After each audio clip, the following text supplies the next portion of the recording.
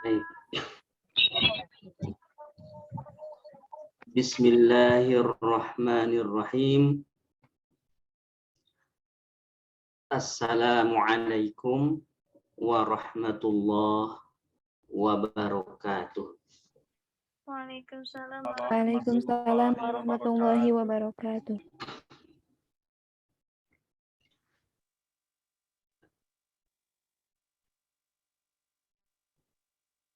Alhamdulillah.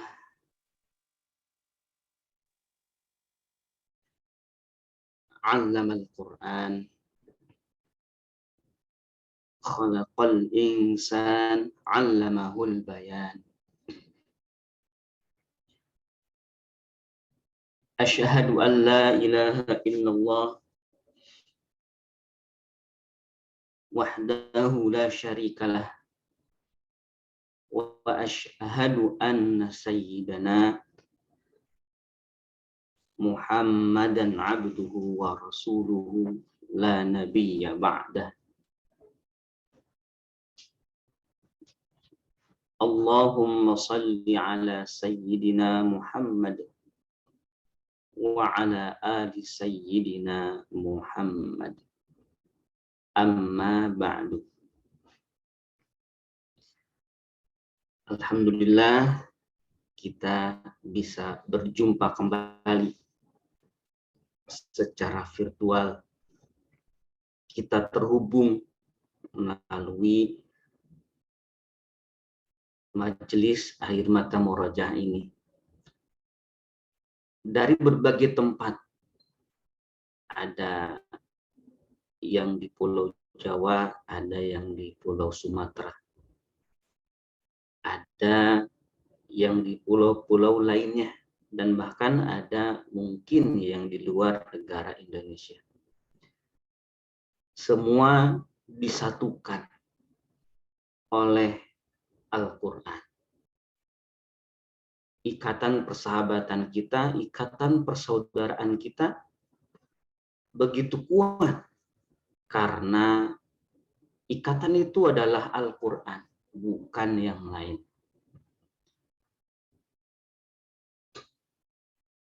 Ketika di dalam surah Al-Baqarah disebutkan wa taqatta'at bihimul asbab, semua tali pada hari kiamat itu terputus. Semua sebab-sebab terputus. Setiap hubungan terputus pada hari kiamat. Maka sebab yang berupa Al-Quran, ikatan dan tali yang berupa Al-Quran yang mengikat persaudaraan kita itu tidak akan pernah putus sampai akhirat. Oleh karena itu, patutlah kita bersyukur kepada Allah, banyak-banyak berharap kepada Allah. Kendati dalam kenyataannya, misalnya, kita merasa masih banyak sekali kekurangan. Kita merasa masih banyak sekali kesalahan kepada Allah dalam menjalankan kehidupan ini. Dalam menjalankan seluruh perintahnya dan menjauhi larangannya. Tetapi jangan karena kita merasa tidak sempurna amal kita, janganlah sampai kita lupa bahwa Allah itu Maha Penyayang. Jangan sampai lupa Allah itu Maha Pengampun. Jangan sampai lupa bahwa Allah itu Maha dekat sekali dengan hamba-hambanya. Al-Quran yang akan menjadikan taat kita kepada Allah Subhanahu wa taala dan kebersamaan kita menjadi berkualitas tinggi, menjadi mewah. Kalau bahasa yang sering saya gunakan, istilah untuk hafiz Quran yang sedang menghafal Quran itu adalah mewah. Karena dengan kita hafal Al-Quran, maka setiap amalan kita kepada Allah, sedekah kita, ngaji kita, sholat kita, puasa kita, maka seluruhnya itu disertai dengan kehadiran ayat di dalam hati kita. Atau disertai dengan kesungguhan kita menghafal dan menjaga Al-Quran. Pada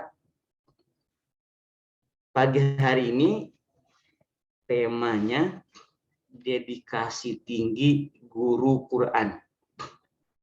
Ini sebenarnya ketika tema ini diangkat, saya merindukan guru-guru saya yang diantaranya ada yang sudah meninggal, sudah wafat, sudah terbukti mereka sampai akhir hayatnya dalam keadaan menjaga Al-Quran. Dan kita-kita yang hidup ini masih terus berjuang menghabiskan sisa hidup ini bersama Al-Quran. Karena jasa guru Quran ini begitu besar.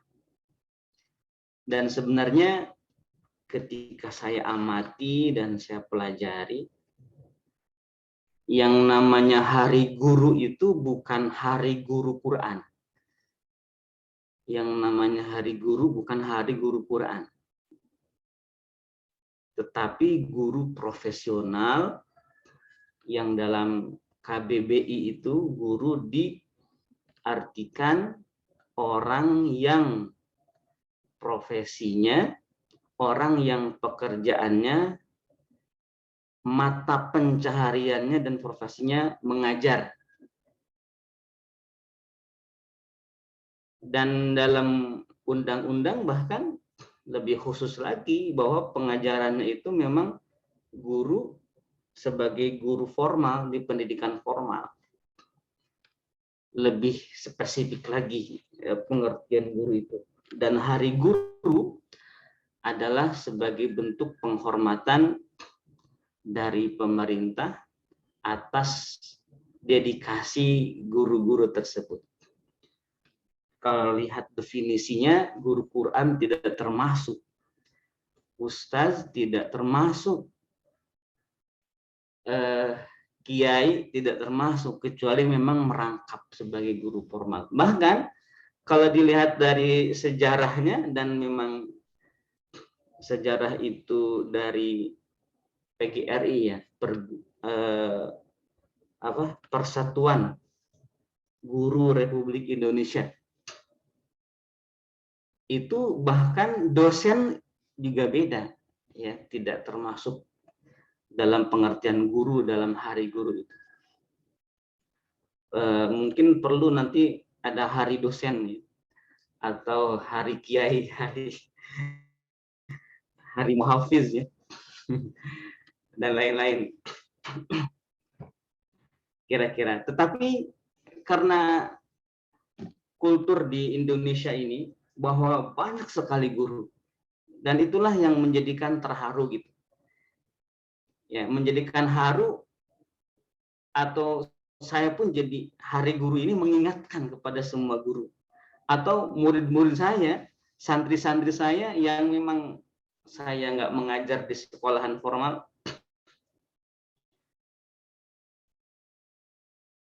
menyambut hari guru ini sangat luar biasa. Meskipun sejatinya dari undang-undangnya, dari keputusan presidennya, guru yang dimaksud adalah guru sekolah ya. Tetapi masyarakat kita karena memang terhubungan antara murid dan guru begitu kuat, maka mendengar hari guru itu spontan teringat semua guru-guru. Termasuk saya juga ingat guru-guru saya, termasuk guru sekolah saya, karena khususnya guru sekolah madrasah ya, SD ya, atau MI, itu begitu mulia sekali. Guru yang sering terlupakan kadang-kadang oleh seseorang, guru masa kecilnya, dan juga guru Quran yang ketika kita kecil di surau misalkan, di musola atau di masjid maghrib biasanya, itu guru juga ya, itu guru. Dan jika dilihat definisinya, tapi bukan definisi guru menurut KBBI dan bukan menurut definisi guru menurut undang-undang. Karena definisi guru menurut Undang-Undang nomor 14 tahun 2005 ada ya definisi guru di situ. Ini bukan definisi itu. Kalau definisi yang itu dalam undang-undang ini sebenarnya untuk memuliakan guru. Jadi kan guru itu sudah banyak berjuang gitu. Maka pemerintah harus memberikan kalau sebut saja gaji gitu ya. Maka ada undang-undang di situ.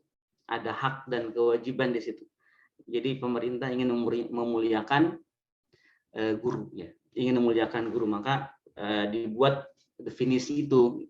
Tetapi akhirnya definisi itu banyak guru yang nggak dapat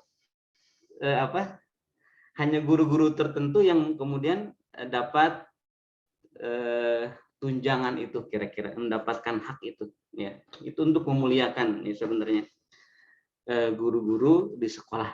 Bukan hanya guru yang mengajarkan kita Al-Quran di sekolah, tetapi juga guru-guru yang lain, bahkan juga non-muslim kalau dalam undang-undang itu ya, itu untuk memuliakan.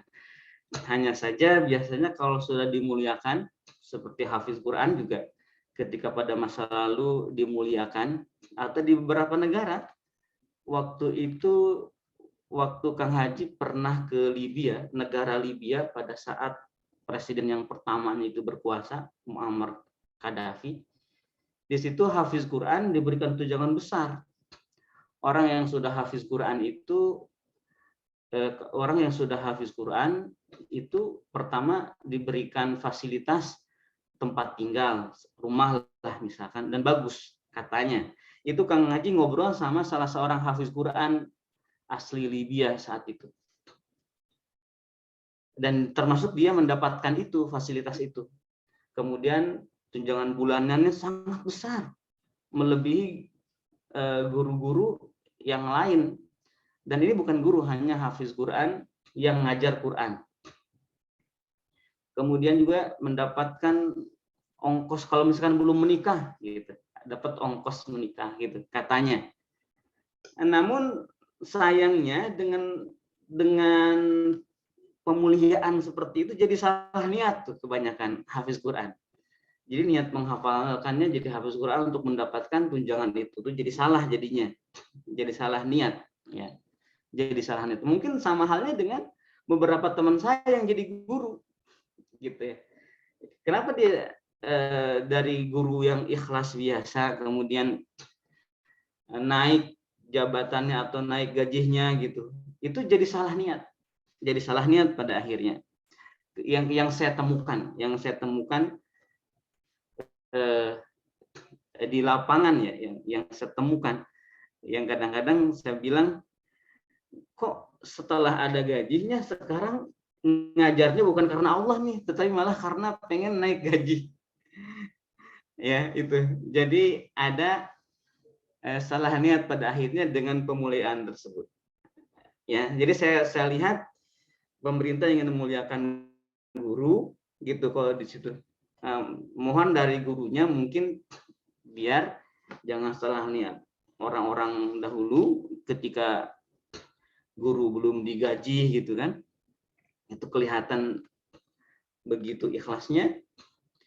Dan ini juga sama, guru ngaji misalkan, ada beberapa kabupaten di Indonesia yang ada tunjangan untuk guru ngaji.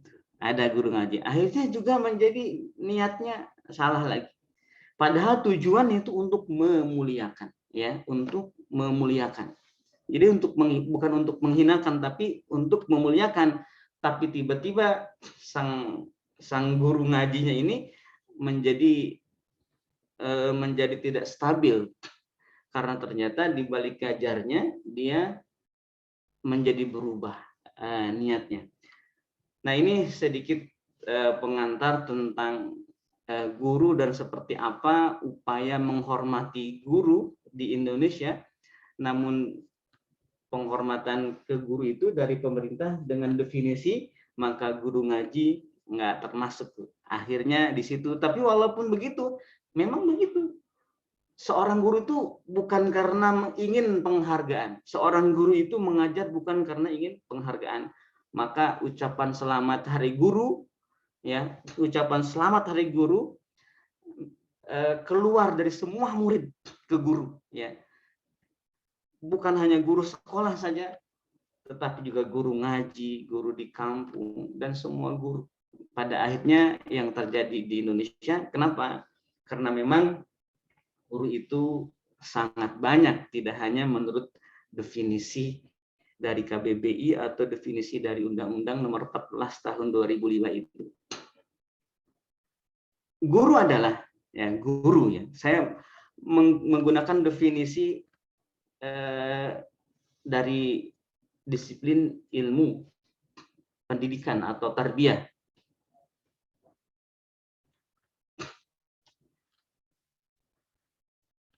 Dan secara akar bahasa, ya, secara akar bahasa, guru itu katanya gu itu dari bahasa Sanskerta, gu artinya kegelapan dan ru artinya cahaya atau terang benderang, guru. Sehingga pengertian gu dan ru dalam bahasa Sanskerta ini seperti di dalam Al-Quran, yukhrijuhum minal zulumati ilan nar, mengeluarkan minal zulumati ilan nur, mengeluarkan dari kegelapan menuju cahaya. Itu kalau dilihat dari definisi dari akarnya. Dan di dalam ta'limul muta'allim,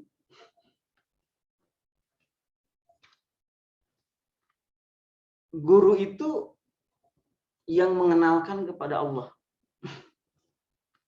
dan mengenalkan kepada Al-Quran.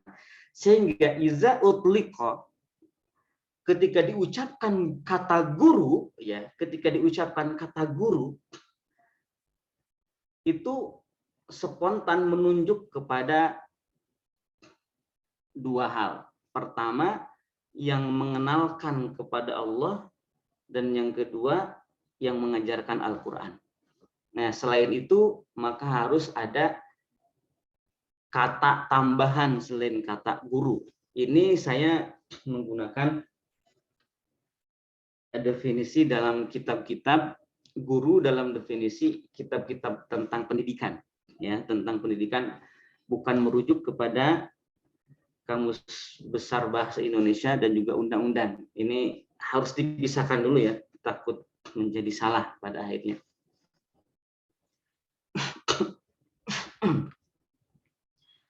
Maka sebaik-baik guru adalah guru Quran. Sebaik-baik guru adalah guru Quran.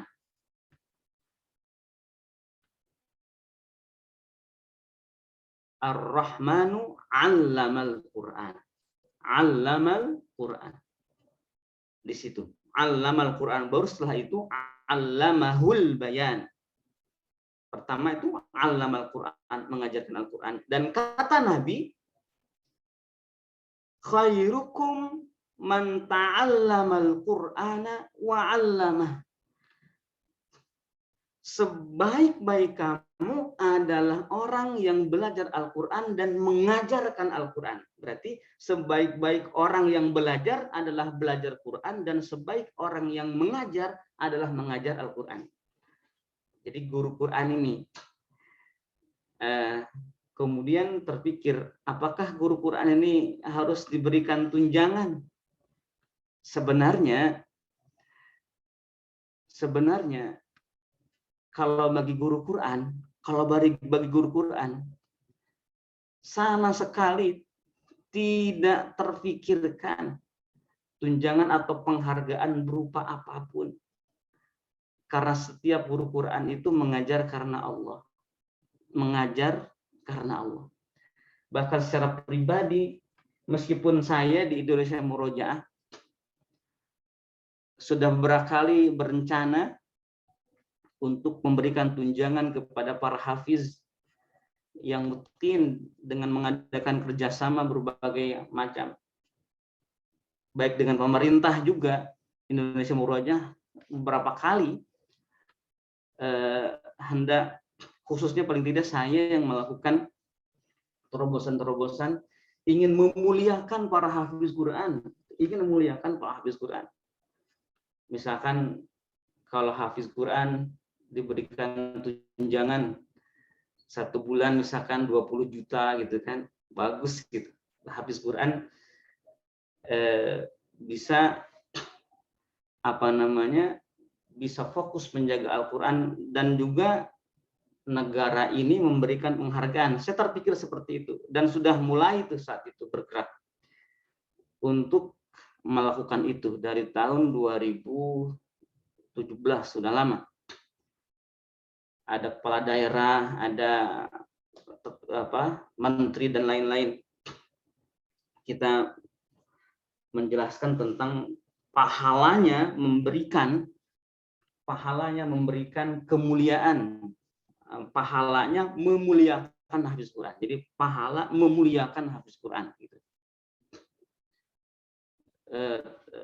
Programnya. Tetapi saya pikir juga, apakah ini jadi salah gitu? Siapa tahu hafiz Quran, apalagi guru-guru hafiz, belum tentu membutuhkan tunjangan ini. Belum tentu membutuhkan ini. Kenapa? Karena hafiz Quran itu dia menjaga Al-Quran karena Allah. Dia pun mengajar Al-Quran karena Allah, tidak mengharapkan atau tidak menginginkan tunjangan itu. Jadi antara 50% iya, 50% enggak. Dan sampai hari ini memang ini belum terrealisasi. Program Indonesia Murojaah yang ini belum terrealisasi karena memang dalam hal ini tentu Allah Subhanahu wa taala belum memberikan izinnya kepada kami untuk merealisasikan ini. Tetapi di sisi lain harus memuliakan, tapi di sisi lain apakah memuliakan itu begini caranya? Nah, ada perasaan seperti itu. Dan di situ saya kemudian menjadi ingat kepada riwayat-riwayat pada zaman Abu Bakar As-Siddiq, kepada riwayat zaman Umar bin Khattab, Ali bin Abi Thalib, di mana hafiz Quran itu diberikan tunjangan per tahun sangat besar, ya. Hafiz Quran itu diberikan tunjangan begitu besar. Saya lupa persis nominalnya, tetapi saat itu dan juga kalau diuangkan oleh rupiah saat ini itu sangat besar, miliaran kalau di tepatnya saya juga lupa, yang jelas miliaran. Tapi kenyataannya ketika tunjangan itu diberikan, ada 3 hafiz Quran. Pertama, hafiz Quran yang menolak. Dan ini jumhur, mayoritas hafiz Quran saat itu menolak untuk menerima tunjangan.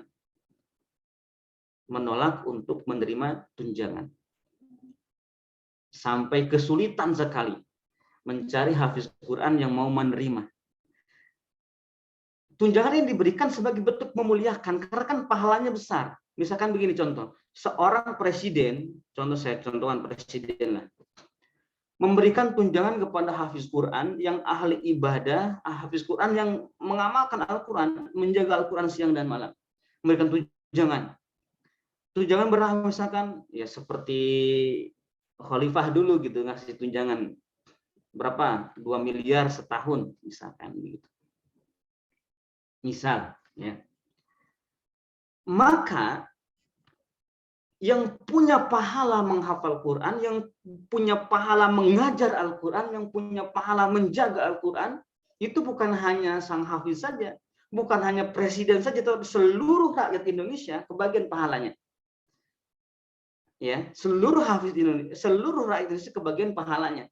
Itu keuntungan ya ketika pemerintah memberikan tunjangan atau memuliakan. Kalau bahasanya kita harus bukan tunjangan atau gaji, bukan, tetapi kalimatnya memuliakan, ya, memuliakan. Jadi penting bagi presiden itu atau kepala daerah silahkan juga untuk memuliakan hafiz Quran. Itu penting untuk apa? Untuk keberkahan negerinya yang dipimpinnya dan juga rakyat seluruhnya. Karena kan pembiayaan itu dari uang rakyat seluruhnya, bukan dari uang pribadi sang pemimpin itu, dari Baitul Mal. Seperti itu. Hanya saja para hafiz Quran ini pada zaman dulu, pada zaman para sahabat itu justru malah menolak, sampai bingung. Bingungnya adalah gimana? Rakyat pengen punya pahala hafal Quran, negara pun pengen punya keberkahan Al-Quran, tapi hafiz Quran pada menolak. Sampai ada sedikit memaksa. Tolong diterima. Jadi yang meringis-ringis ingin diterima itu pemberi tunjangan. Kalau sekarang mungkin ada orang yang merengek ke pemerintah, tolongin naikin gaji gitu. Ya. Minta. Kalau dulu pemerintahnya yang mengemis dalam tanda kutip kepada hafiz Quran untuk mohon diterima, ya kira-kira gitu. Ada seperti itu. Itu mayoritas, tetapi ada sebagian kecil yang menerima. Ada sebagian kecil yang menerima. Tetapi para penerima ini pun juga melihat, kenapa? Melihat yang ngasihnya siapa? Bayangkan yang ngasihnya Abu Bakar, yang hafiz Quran juga. Ya. Umar bin Khattab yang hafiz Quran juga, Utsman bin Affan yang hafiz Quran juga, Ali bin Abi Thalib yang hafiz Quran juga. Karena melihat siapa dan yang memberikannya adalah orang soleh gitu, menerima juga. Dan kalau menerima, kan kalau sudah diterima gampang, mau disedekahkan lagi semuanya juga kan bisa. Itu ijtihad yang menerima. Ijtihad yang menerima pemuliaan itu ya. Ijtihad yang menerima pemuliaan itu. Dan ada yang ketiga. Nah ini, yang ketiga ini baru muncul pada zaman Umayyah, Bani Umayyah.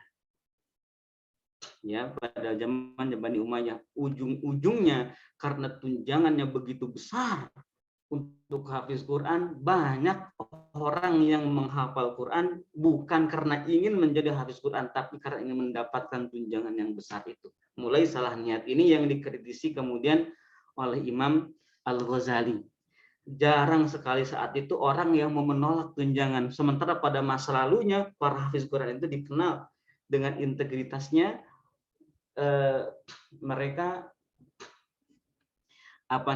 mereka memilih Al-Quran. Dari sini jelas khairukum man ta'allamal Qur'ana wa 'allamah. Adakah harta, adakah kekayaan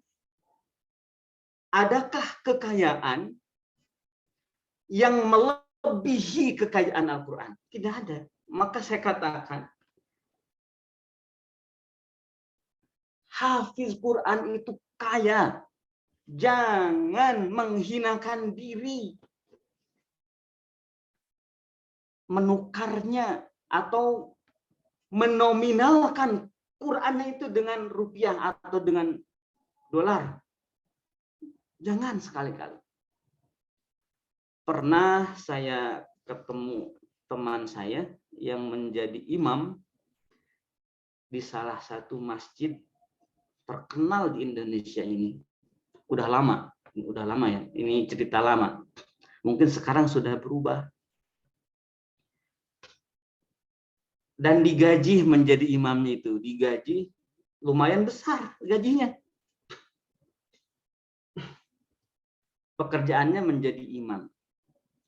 Tapi ketika saya ketemu teman saya yang hafiz Quran ini rupanya kurang dihormati di situ, di masjid itu. Saya heran kok imam masjid kurang dihormati oleh para pengurus masjid,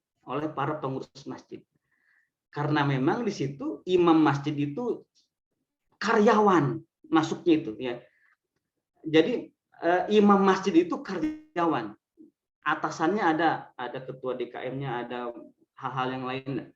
Jadi masjid itu hanya karyawan, setara dengan marbot yang lain yang mengurus taman, yang mengurus yang bebersih gitu.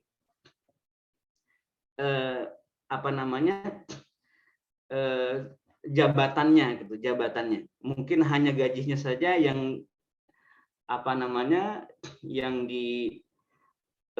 yang ditinggikan ketika saya amati di situ ya. Yang dihormati di masjid itu adalah para khotib Jumat yang memang dibayarnya sekali tampil bayar gitu ya. Sekali tampil dibayar. Saya garu-garu kepala di situ. Garu-garu kepala kayak lah, saya bilang ini manajemen masjid juga perlu dirubah. Mungkin di sini ada di antara yang hadir pengurus masjid atau juga imam masjid ya. Bisa didengarkan ini tentang memuliakan hafiz Quran. Hafiz Quran itu tidak menginginkan dimuliakan. Teman saya sebagai imam ya karena merasa tidak karena merasa tidak layak dimuliakan misalkan gitu ya. Buat apa dimuliakan ya? Saya melihat begini, iya kalau orangnya silahkan, tetapi jangan sampai kemudian Al-Qur'annya menjadi ikut terhinakan. Hanya dengan apa? Hanya dengan digaji itu. Maka saya bilang begini, kalau gaji dari masjid ini menjadikan seorang imam itu jadi hina di mata manusia atau yang ada di situ para pengurus, janganlah terima gaji di situ. Imam jadi imam saja. Saya bilang begitu. Dan itu bukan karena ingin dimuliakan, bukan. Bukan karena ingin dimuliakan sebagai individu manusianya, bukan.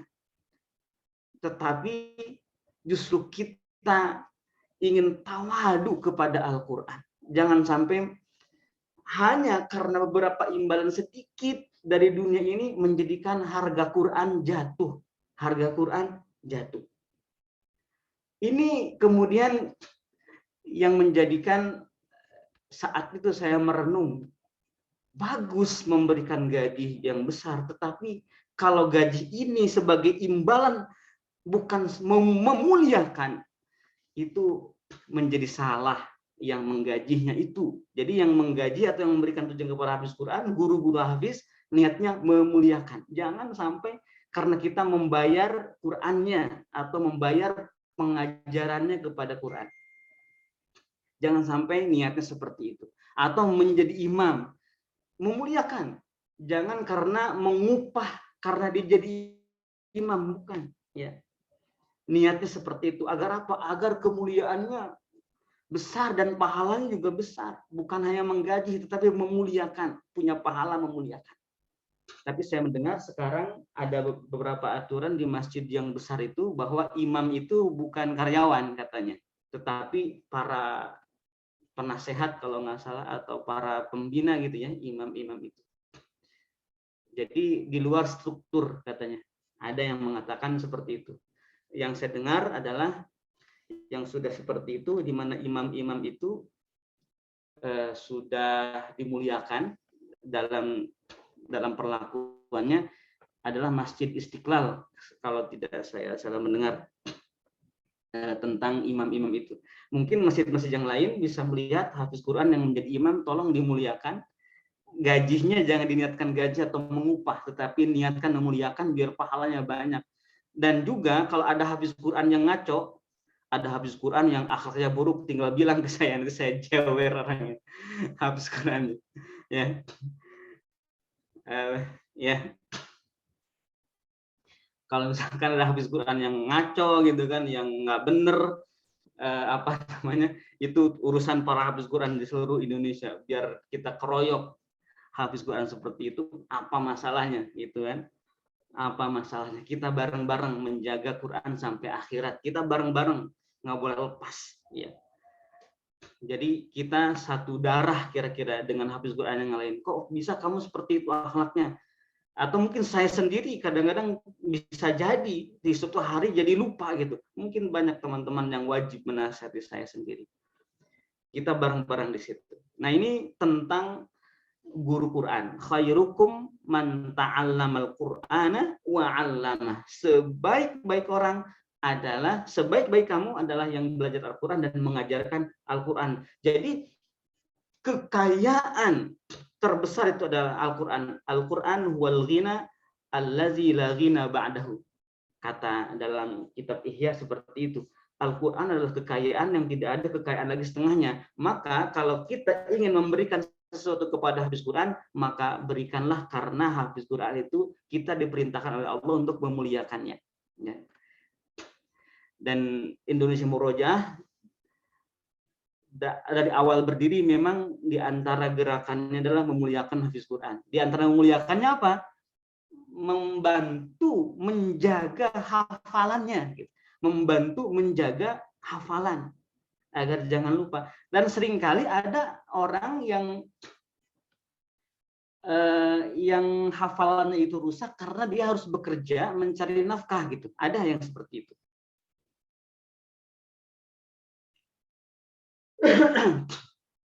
Ya. Nah, ini ada hafiz Quran kurang melaksana. Udah, mana orangnya biar saya telepon. Biar saya telepon ya. Kirimkan nomor teleponnya ke saya biar saya telepon orangnya. Kita satu, hafiz Quran pasti membutuhkan nasihat ya. Hafiz Quran pasti membutuhkan nasihat. Hafiz Quran Indonesia Murojaah di awal itu ingin memuliakan hafiz Quran, dan di antara cara memuliakan hafiz ini adalah membantu menjaga hafalannya. Nah, ada hafiz Quran yang kemudian kurang terjaga hafalannya karena harus bekerja melebihi kapasitasnya, sehingga hafalan nggak terjaga karena bekerja itu. Dan ini bukan sesuatu yang salah, karena bekerja juga wajib ya. Bekerja itu juga wajib, untuk mencari nafkah itu adalah wajib, berdagang juga wajib untuk menafkahi itu. Ketika kemudian kondisinya seperti itu ya, maka terpikirlah yang namanya memberikan tunjangan kepada hafiz Quran itu. Ada terpikir seperti itu, dan beberapa Indonesia Murojaah saat itu pun juga memberikan fasilitas murojaah ya kepada hafiz-hafiz Quran yang sudah tergabung di Indonesia Murojaah saat itu. Jadi memuliakan hafiz Quran itu dengan cara apa? Yang pertama, dengan cara membantu menjaga hafalannya itu ya, dan juga membantu menjaga keikhlasannya. Jangan sampai niatnya jadi salah ketika sudah dalam keadaan terdesak ekonomi misalkan, jadi salah niatnya. Jangan, membantu meluruskan itu. Kenapa? Karena hafiz Quran, semua hafiz Quran sama, semuanya juga butuh nasihat dan perlu dijaga niatnya, perlu dijaga akhlaknya, seperti itu. Baik, khairukum man ta'allamal Qur'ana wa 'allamah. Jadi tekanannya dalam dedikasi tinggi ini, dedikasi guru Quran ini, pertama, sang guru harus menjaga akhlaknya dan menjaga Qur'annya, jangan sampai menukar. Jangan salah niatnya, jangan sampai menukar Qur'annya dengan nominal angka-angka dunia itu. Jangan sampai. Dan yang kedua, bahwa kita sebagai muridnya, ya, kita sebagai muridnya itu harus memuliakan. Bukan karena guru itu mengharapkan dimuliakan, tidak, bukan. Justru karena sang murid ini ingin berkah gitu, ingin berkah. Memuliakan dengan cara apa? Ya tentu memuliakannya pertama dengan kita menjaga hafalan. Wah, itu senang. Kalau saya punya santri, ya, punya santri, terus lulus santrinya, maka ketika ketemu saya akan tanya, bagaimana keadaan hafalan kamu? Nah, biasanya di situ tuh. Ya, bagaimana keadaan hafalan kamu? Kenapa? Karena cukuplah seorang santri. Nah, cukuplah seorang santri tidak memuliakan gurunya ketika santri tersebut buruk akhlaknya kepada Quran. Di antara akhlak yang buruk kepada Quran itu adalah tidak menjaga hafalan dan tidak murojaah. Ya, bagaimana bisa seorang santri memuliakan gurunya kalau ilmu yang dari gurunya tidak dijaga, tidak diamalkan? Bagaimana bisa? Kadang-kadang ada santri misalkan, jadi itu memuliakan, ya, memuliakan. Jadi jangan sampai memuliakan itu hanya dengan kalimat diberikan tunjangan gaji, jangan, ya, seperti itu. Jangan, tetapi kita memuliakan dengan yang kita mampu dan terbaik tentunya juga untuk guru kita. Dan pasti kita ingin memuliakan guru-guru kita seperti itu, pasti. Bahkan hari ini yang barangkali dalam keadaan terjebak susah murojaahnya, tetap saja sebenarnya. Tetap saja ingin membuktikan bahwa dia memuliakan gurunya dengan cara menjaga ilmu yang diberikan dari gurunya itu. Kalau kita berikan sesuatu kepada guru kita, hadiah misalkan, kita berikan kita berikan kepada guru kita, misalkan ketika datang kepada guru kita, misalkan silaturahmi, ya, silaturahmi datang kepada guru kita, meminta doanya, kita bawa sesuatu, misalkan buah-buahan, ya, atau apa, banyak lah, atau bisa banyak juga di situ, bawa hadiahnya apa? Hadiahnya kendaraan, ya, boleh, yang besar-besar boleh, yang kecil-kecil juga boleh, ya. Kenapa? Karena kan kita memuliakan. Nabi itu akan menerima hadiah walau hanya seteguk air susu, katanya begitu, ya, menerima, kan itu memuliakan tujuannya. Bukan karena kita melihat guru kita duafa, misalkan gurunya, jangan kita melihat gurunya duafa, tidak mampu, jangan, tetapi kita lihat itu adalah orang mulia. Itu guru menjaga nilai dan murid memuliakan gurunya dengan mengamalkan ilmunya. Dan seringkali hal ini barangkali masih banyak terlalaikan, khususnya terkait memuliakan ini. Masih banyak orang yang memberikan tunjangan kepada guru Quran, tapi niatnya menggaji bukan memuliakan. Masih banyak. Karena terikat undang-undang dan aturan biasanya, bisa jadi seperti itu. Tapi kan niatnya dan cara memberinya seperti apa. Dan masih juga ada sebagian guru hafiz Quran yang mungkin perlu didampingi niatnya. Karena kita sebagai hafiz Quran atau sebagai guru Quran atau sebagai murid dari hafiz Quran, maka setiap kita perlu nasihat. Saya perlu nasihat, dan saya pun juga tidak akan segan-segan memberikan nasihat kepada sesama kita, dan juga tidak juga segan menerima nasihat dari yang lain, karena kita memerlukan kebersamaan dalam menjaga Quran ini selamanya. Kepada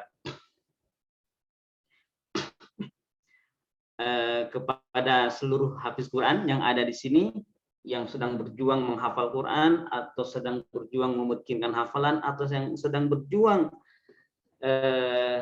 mengajarkan Al-Quran, dan juga murid-murid hafiz yang ada di sini yang sedang berjuang juga.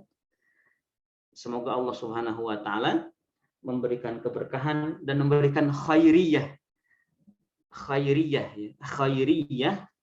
kepada semuanya. Khairiyah itu khairukum man ta'allamal Qur'ana wa 'allama. Khairiyah.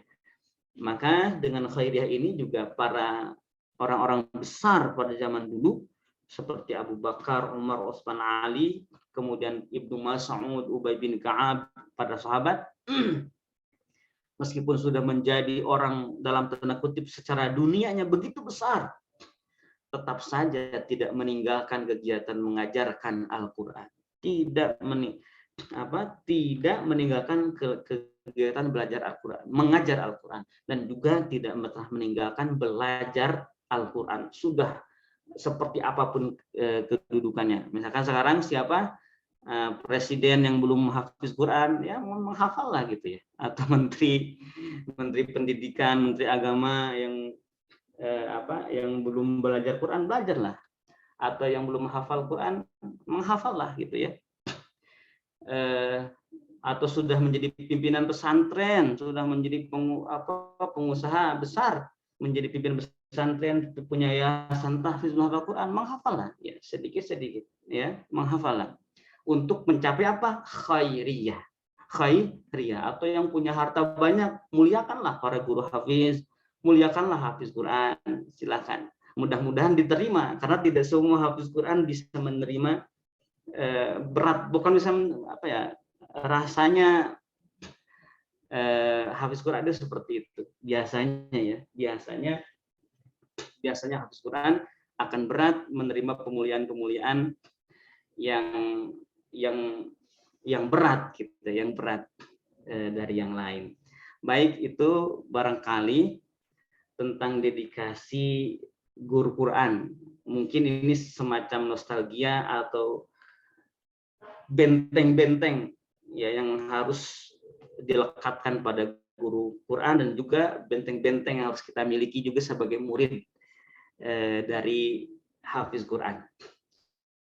Guru Quran jaga akhlak, jaga Quran, jaga nilainya, maka hafiz Quran muridnya memuliakan gurunya dengan cara apa? Yang pertama dengan cara menjaga ilmu dan hafalan dan akhlak yang diajarkan oleh gurunya itu. Baik, wallahu alam, ada beberapa menit untuk tanya jawab, silahkan.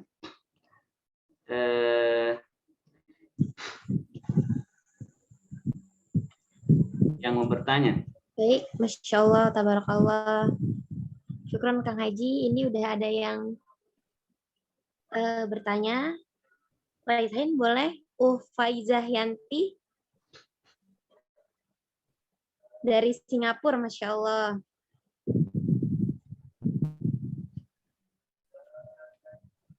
Boleh langsung pertanyaannya.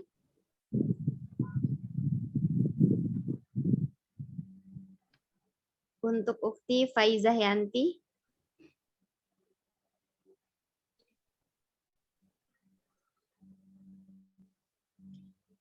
Baik, karena mungkin di sana sinyalnya putus-putus, lanjut ke Ukti Irma Nasution. Ustaz. Oh, Masya Allah. Waalaikumsalam. Ya? Suaranya belum terdengar. Assalamualaikum Ustaz. Boleh dengar Ustaz?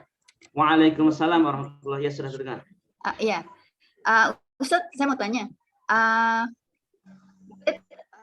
Ustaz, macam mana kita nak menghafal Al-Quran itu Ustaz? Seperti saya ingin menghafal Al-Muluk. Jadi Ustaz kasih tip. Karena saya berulang-ulang menghafal Al-Muluk, boleh 5, nanti terlupa lagi. Fokusnya gimana itu Ustaz? Terima kasih Ustaz. Assalamualaikum. Waalaikumsalam. Ini Masya Allah. Pertanyaan yang bagus ya. Sehingga nanti jawabannya bisa dinikmati dan dipraktikkan oleh siapa saja, insya Allah. Cara menghafal surah Al-Mulk, cara menghafal surah yang lain juga, tips-tipsnya seperti apa.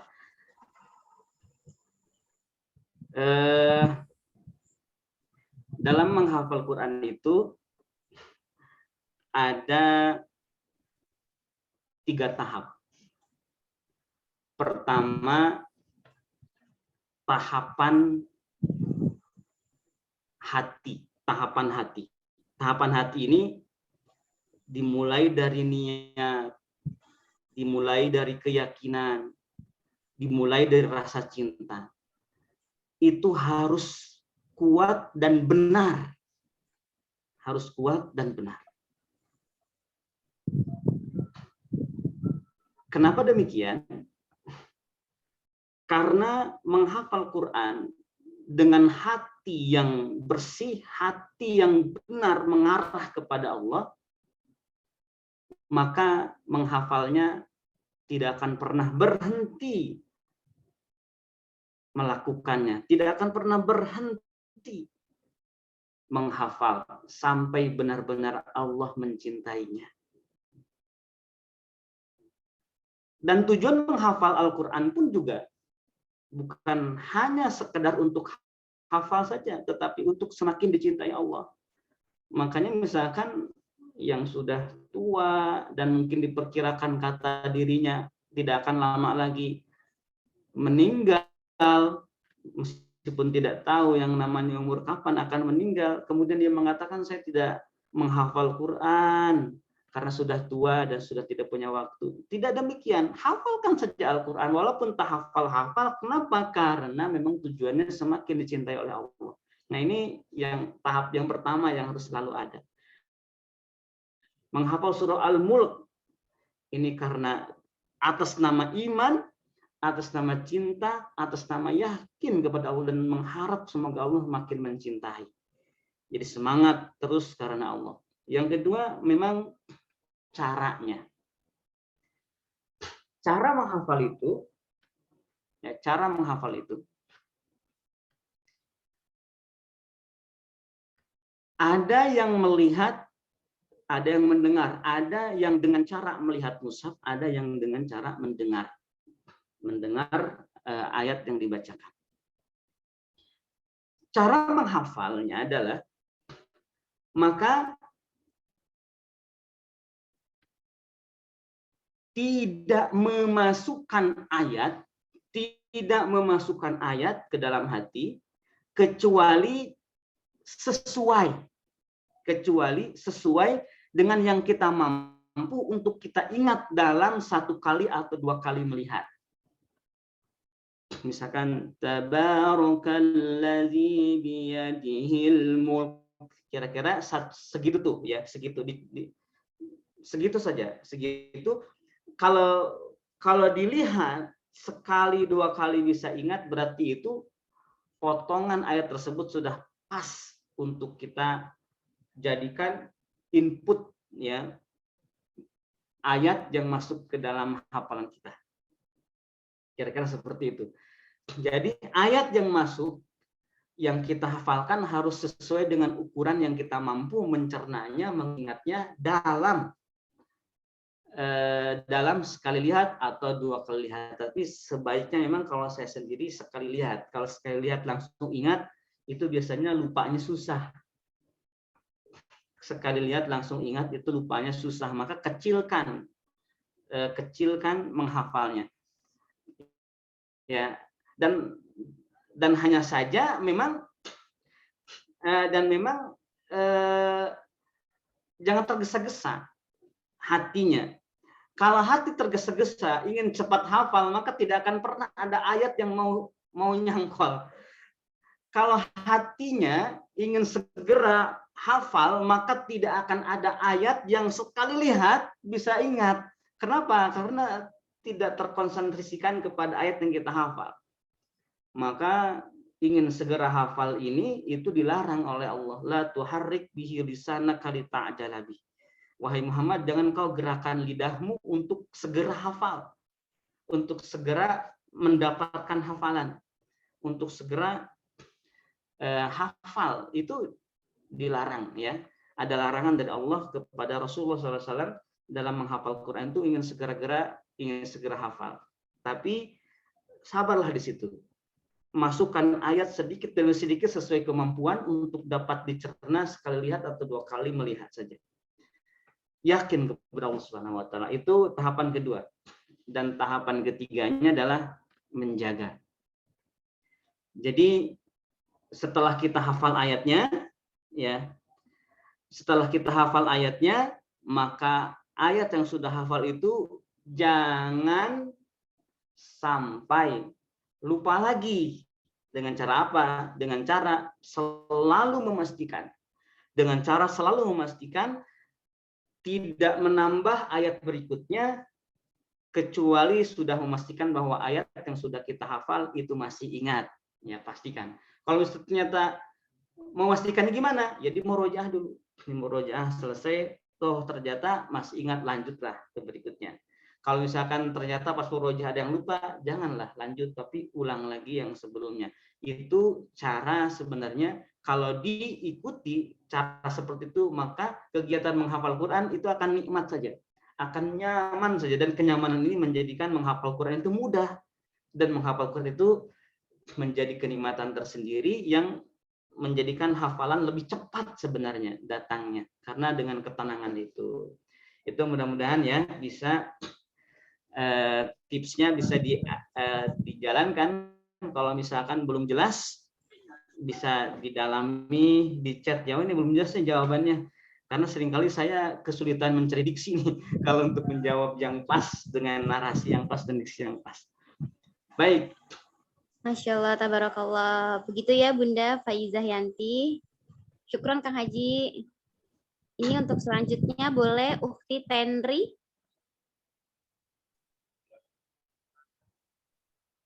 Boleh Ukhti Tenri. Tenri, Ukhti apa Akhi? Tenri. Oh. Ya. Ukhti ternyata. Assalamualaikum Kiai. Waalaikumsalam warahmatullahi wabarakatuh. Begini Kiai, kan hafalan saya sudah 20 juz. Metode pertama saya menghafal itu merjaah, kemudian ziyadah sambil merjaah, tapi saya memilih kembali metode Kiai, yaitu meneruskan ziyadah tanpa merjaah. Bagaimana menurut Kiai, apakah pilihan saya sudah tepat sementara hafalan saya sudah 20 juz? Baik. Begini,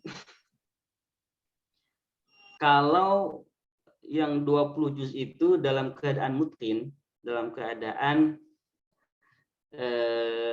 sudah lancar, maka bisa menambah hafalan dengan metode terus penghafal sampai selesai untuk sisanya. Ya, karena apa? Karena yang 20 ini sudah mutqin sehingga tidak khawatir terjadi apa-apa. Kalau hafalan yang 27 juz ini belum mutqin, maka caranya adalah menghafal dari juz 1. Menghafal lagi gitu. Hafalannya dihafal lagi. Jadi hafalan yang 20 juz itu dihafal ulang sebelum kepada hafalan yang baru. Kalau mau menggunakan cara menghafal yang terus menghafal tanpa murojaah. Jadi mulai menghafalnya dari hafalan yang sudah hafal. Dan tentu ketika proses menghafalnya untuk juz yang sudah hafal ini, maka kita buat target yang sebentar. Misalkan 20 juz selesai 3 hari, misalkan seperti itu. Itu bagus tuh kalau seperti itu ya. Karena kan hafalannya sudah hafal. Ya, sudah punya hafalan 20 juz tapi belum mungkin, maka mungkin kan misalkan 3 hari. Dengan cara apa? Dengan cara menghafal ulang tapi tidak murojaah, menghafal saja. Ya. Menghafal saja, tapi selesai dalam 3 hari misalnya. Maka metode apakah menghafal murojaah atau menghafal selesai lalu putaran murojaah, itu bisa dikondisikan dengan keadaan hafalan yang sebelumnya kita sudah hafal. Baik ya, silakan dilanjutkan saja, jangan ragu, jangan sedikit pun ragu, terus, karena kita menghafal sampai terus tidak akan ada akhirnya. Ya, kita menghafal tidak ada akhirnya kecuali ketika sudah saatnya kita berakhir masa kerja keras kita di dunia ini. Kadang-kadang memang bertemu dengan Allah itu rindu ya, kalau kita udah merasa ibadah, ngaji lagi, terus kita capek-capek di jalan Allah, itu memang pertemuan dengan Allah itu dirindukan karena kita tidak bisa beristirahat di dunia ini. Istirahat kita nanti ketika sudah Allah pasti ketika kita sudah pastikan kaki kita sudah berpijak di dalam surganya Allah Subhanahu wa taala, baru di situ selesai menghafal ya. Kalau bahasa yang lainnya, sebelum mahkota itu ada di kepala kita, sebelum mahkota cahaya itu disematkan oleh kita kepada orang tua kita, maka kita belum selesai menghafalnya. Baik. Gitu ya, Tenri. Semoga membantu. Jadi teruskan hafalannya sampai maut yang memisahkan. Selanjutnya, karena ini ada pertanyaan dari chat juga, jadi bergantian. Sekarang Ana mau bacain yang dari chat ya, Kang Haji. Ya, silakan. Bismillah, dari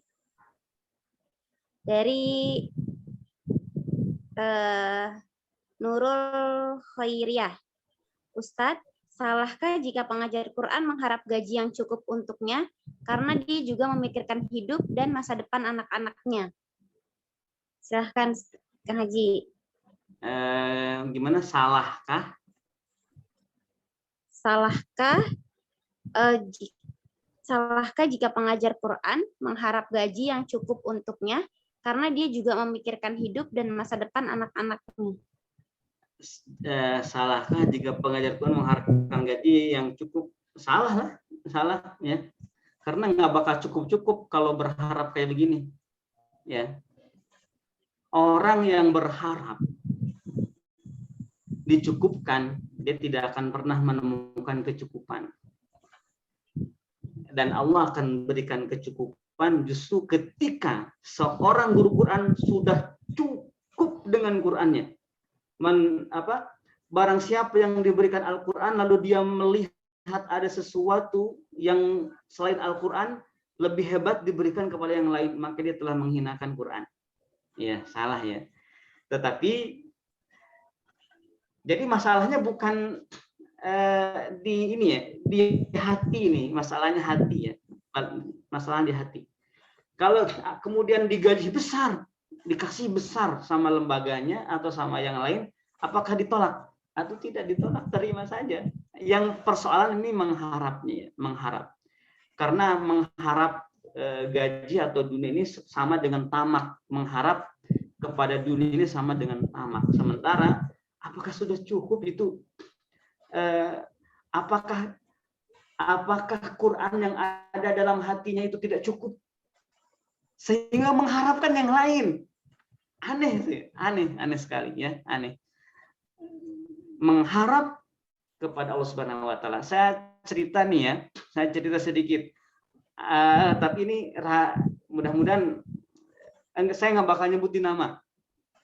Ada seseorang yang saya sarankan untuk membaca Al-Quran. Ini bukan hafiz Quran, ya. Karena dia itu punya hutang yang sangat banyak. Kalau menurut saya berapa banyak? Banyaknya itu apa? Yang disebut banyak itu hutangnya, mohon maaf, puluhan miliar hutangnya. Dia udah nggak bisa bayar, gimana caranya gitu ya? Nggak bisa bayar hutang itu. Ya udah, saya bilang gini, cari saja ridho Allah dengan apa? Dengan setiap malam paling sedikit 1 juz dalam sholat malam. Seorang pengusaha yang dalam keadaan diuji oleh Allah Subhanahu wa taala dijalankan dalam 1 bulan, 2 bulan ya, lebih kurang. Masya Allah, hutangnya dibayarkan oleh Allah Subhanahu wa taala dari situ. Tetapi saya bilang begini, baca Quran 1 malam 1 juz, apalagi hafal Quran,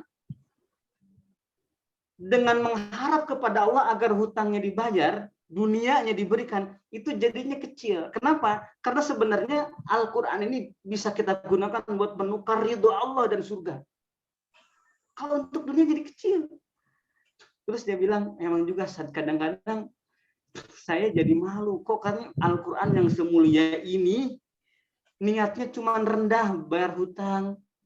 Niatnya cuma rendah pengen usaha lancar. Itu dunia, kata dia.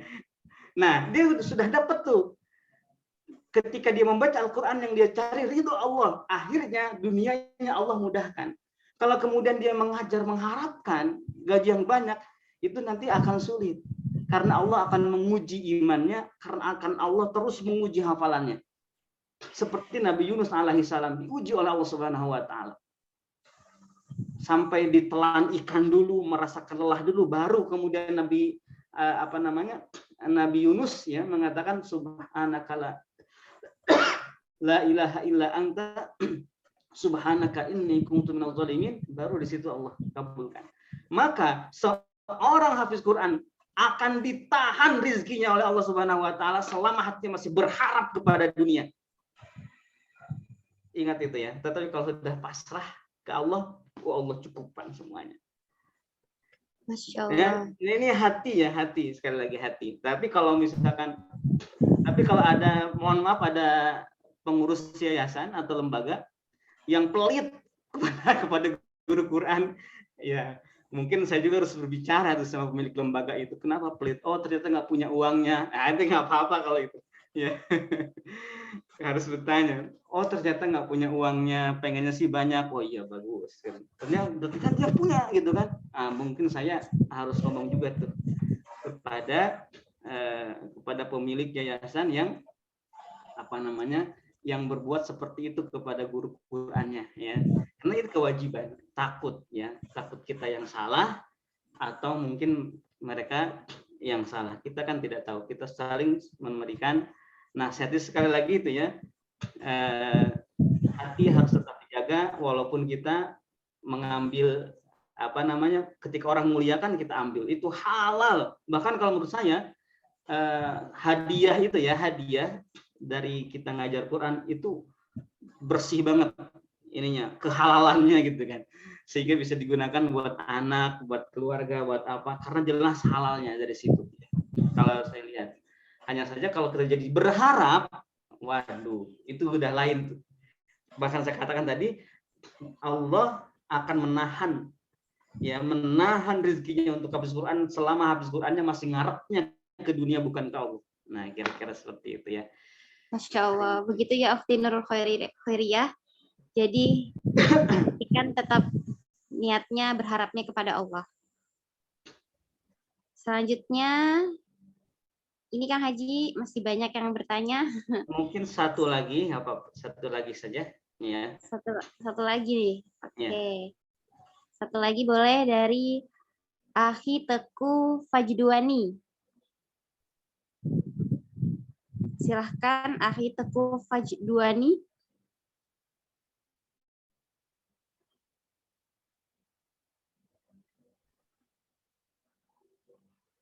Baik, tidak ada respon. Dilanjut ke. Assalamualaikum. Oh ya. Waalaikumsalam warahmatullahi wabarakatuh. Puan tadi mau menyapa tapi masih di mute oleh hostnya. Terima kasih atas kesempatannya moderator. Assalamualaikum Ustadz Deden. Waalaikumsalam warahmatullahi wabarakatuh. Tadi kita berbicara tentang dedikasi dan menyindir kepada materi ya Ustadz ya, untuk guru Quran. Maka tiba-tiba tergesit di dalam pikiran saya satu statement yang menyatakan bahwasannya orang yang menghafal Quran itu dia tidak akan lelah untuk mengejar dunia, tapi dunia yang akan mengejarnya, begitu Ustaz. Nah, pertanyaannya adalah apakah statement ini benar? Jikalau iya, maka apakah statement ini sebuah hadis atau dalil dari Al-Quran? Terima kasih Ustaz. Assalamualaikum warahmatullahi wabarakatuh.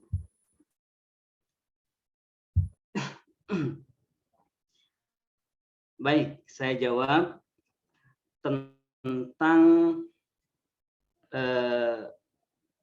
hafiz Quran dikejar dunia dengan narasi yang barusan disampaikan oleh Pak Teguh. Ini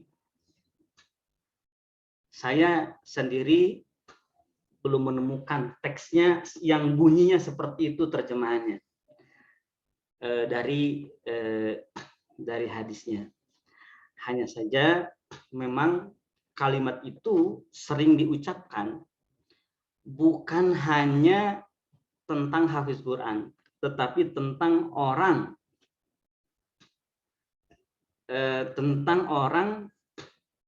yang mengejar akhirat, ya, mengejar akhirat. Bukan hanya dengan hafal Quran saja. Orang yang mengejar akhirat pasti Allah berikan dunianya. Orang yang mengejar dunia belum tentu Allah berikan, ya, belum tentu Allah berikan dunianya, tapi yang jelas akhirat tidak akan diberikan. Bisa dilihat, misalkan surah Az-Zukhruf, ya, bisa dilihat surah Az-Zukhruf.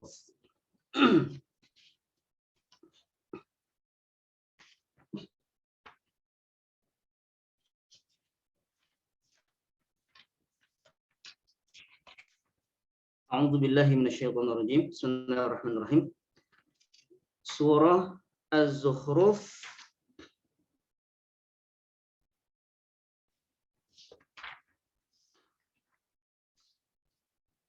mohon maaf, bisa dilihat tepatnya ya. Jangan melihat surah Az-Zukhruf, tapi ada ayat yang lain lebih tepat. Ada surah Asy-Syura yang lebih tepat untuk menjawab ini. Tapi yang surah Az-Zukhruf tadi juga bisa. Tapi ini saya pilih surah Asy-Syura lebih tepat. Ini ayat 20, surah Asy-Syura ayat 20 di situ. Nah, bisa silahkan dibaca surah Asy-Syura ayat 30 berikut terjemahannya. Maka itu sudah menunjuk kepada jawabannya. Bahwa orang yang mengejar akhirat itu akan diberikan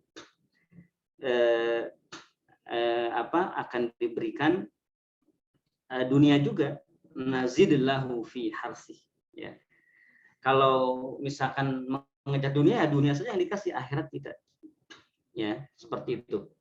Adapun yang mengejar akhirat, maka dia akan Allah tambahkan dunianya juga, ya, bukan hanya akhiratnya. Nah, itu mungkin dari situ sehingga dikembangkanlah quote-nya itu, ya, quote-nya dikembangkan. Hafiz Quran, jangan takut rezeki, jangan mengejar dunia, tetapi dunia akan mengejarmu. Nah, ini sebuah quote yang bagus yang diambil dari ayat Al-Quran. Tapi kalau saya jarang menggunakan quote yang ini gitu. Justru saya itu berdasarkan pengalaman saya sendiri, ketika seseorang sudah diberikan Al-Quran, itu sudah diberikan segalanya. Jadi rezeki dan dunianya bukan tengah mengejar, tapi sudah sampai. Kalau saya merasakan seperti itu. Jadi dunia dan akhirat itu sudah sampai ketika Allah sudah berikan ayat, kira-kira, ya. Nah, ketika kita misalkan melepaskan akhirat, melepaskan ayat, sama aja dengan kita melepaskan rezeki kita, melepaskan dunia dan akhirat kita. Kalau saya ke situ biasanya ini berdasarkan pengalaman, karena pengalaman saya dulu dari dulu sampai sekarang memang dunia itu benar-benar nggak ada artinya ketika Allah cabut satu ayat saja. Pokoknya bahkan kalau punya nih seluruh dunia akan saya habiskan untuk membeli kembali itu ayat yang telah Allah cabut. Saking yang saya rasakan, ya, yang saya rasakan seperti itu. Sekiranya saya punya dunia yang begini ini, Allah cabut hafalan saya satu surah saja. Kemudian saya punya dunia, maka saya akan habiskan seluruhnya untuk biar apa? Biar balik itu yang satu surah. Karena karena begitu berharganya, ya. Itu yang biasanya saya pilih untuk diri saya sendiri. Tetapi kalau bagi yang lain silahkan, itu juga bagus. Karena yang kenyataannya seperti demikian. Bahwa Allah akan berikan dunia bagi yang mengejar akhirat. Tetapi yang mengejar dunia, bisa saja Allah berikan dunia, tapi akhiratnya tidak Allah berikan. Itu surah Asy-Syura ayat 20, bisa dibuka sendiri ayatnya. Dan bisa dibuat quote yang bagus juga dari situ untuk kita sendiri. Karena kan sebenarnya setiap quote itu yang kita buat bukan buat orang lain, tapi buat hidup kita sendiri berada di jalan yang lurus ini. Jadi kita menasehati kita, ya kita menasehati kita, dan nasihat itu dari Quran, nasihat itu dari hadis yang kemudian kita rangkai untuk hati kita, ya. Wallahu alam. Dia mungkin itu ya jawaban dari Kang Haji, mudah-mudahan bermanfaat, ya, mudah-mudahan ayat 21. Masya Allah. Mudah-mudahan bermanfaat, dan mohon maaf mungkin Kang Haji undur diri terlebih dahulu, ya. Oh, baik. Silakan bagi seluruh yang hadir yang ingin memuliakan Hafiz Quran bisa melalui Indonesia Murojaah, ya, memuliakan Hafiz Quran. Insya Allah Hafiz Quran di Indonesia Murojaah, ya, termasuk kita sebagai Hafiz Quran juga sebagai yang memuliakan Hafiz Quran. Insya Allah. Wallahu alam. Mohon maaf atas segala kekeliruan atau kekurangan. Subhana. Wassalamualaikum warahmatullahi wabarakatuh. Waalaikumsalam. Syukron Kang Haji. Masya Allah, terima kasih untuk sahabat Majelis Air Mata Murojaah semuanya yang sudah mengikuti kajian di pagi hari ini. Untuk pertanyaan yang belum terjawab, semoga di lain waktu dan di pekan depan bisa terjawabkan dari tema-tema yang sudah kita berikan. Untuk sahabat Majelis Air Mata Murojaah bisa terus ikuti Instagram kami di @murojaah.id, karena nanti akan banyak review-review dari hasil kajian berupa tulisan-tulisan yang bisa lihat di feed Instagramnya. Dan untuk sahabat Majelis Air Mata Murojaah, bagi yang ingin berinfak untuk memuliakan para penghafal Quran di Santri Baitul Murojaah yang alamatnya berada di Depok Cimanggis, boleh, kami sangat senang hati menerimanya. Insya Allah seikhlasnya 10, 20, 30, 40, 50, dan seterusnya. Insya Allah kami akan menerima. Bisa melalui Dana, GoPay, OVO, BSI, dan langsung konfirmasi ke nomor admin yang tertera. Semoga kita bisa merasakan pahala penghafal Qur'annya, dan semoga dengan kajian Majelis Air Mata Murojaah di pagi hari ini, kita mendapatkan berkahnya, mendapatkan manfaatnya, dan mendapatkan karomah dari Al-Quran. Masya Allah. Jazakumullah khairan katsir untuk seluruh para peserta yang sudah mengikuti, berpartisipasi di kajian pekan ini. Tetap terus ikuti kami dan tetap terus saling mendoakan. Semoga kajian ini bisa menjadi saksi kita di yaumil akhirat nanti, saksi kebaikan kita, saksi pahala kita, timbangan amal baik kita. Insya Allah Allah Maha mengetahui, semoga Allah senantiasa menjaga hati kita semua. Jazakumullah khairan. Saya Dia sebagai moderator di pagi hari ini pamit undur diri. Terima kasih banyak. Mohon maaf apabila ada kekurangan dari kami, sesungguhnya kesempurnaan hanya milik Allah. Mari kita tutup dengan doa kafaratul majlis. Subhanakallahumma wa bihamdika asyhadu an la ilaha illa anta astaghfiruka wa atubu ilaik. Wassalamualaikum warahmatullahi wabarakatuh.